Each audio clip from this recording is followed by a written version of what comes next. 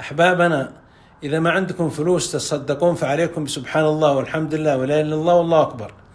ما استطعتم قيام الليل، ما قدرتم تقومون تتهجدون، عليكم سبحان الله والحمد لله ولا إله إلا الله والله أكبر.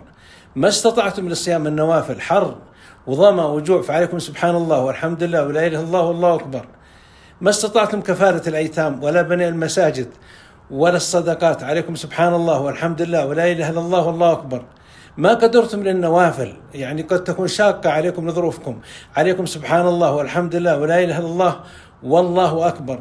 ما استطعتم أعمال البر كالإصلاح بين الناس وزيارة المحتاجين والمرضى والفقراء والمساكين، عليكم سبحان الله والحمد لله ولا إله إلا الله والله أكبر. ما استطعتم إلى أعمال فاضلة كثيرة، عليكم سبحان الله والحمد لله ولا إله إلا الله والله أكبر. سبحان الله والحمد لله ولا إله إلا الله أكبر تغطي كل نقص، وهي الكنوز والمدخرات، وهي الباقيات الصالحات والحسنات الماحيات، فيها رفع الدرجات وكتابة الحسنات وتكفير السيئات ورضا رب الأرض والسماوات. وصيتي عليكم سبحان الله والحمد لله ولا إله إلا الله والله أكبر، قياما وقعودا وعلى جنوبكم، سبحان الله والحمد لله ولا إله إلا الله والله أكبر.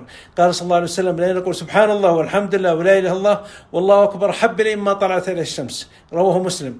قال عليه الصلاة والسلام: 4 أحب الكلام إلى الله 4 لا يضرك بأيهن بدأ، سبحان الله والحمد لله ولا إله إلا الله والله أكبر، رواه مسلم. سلامتكم.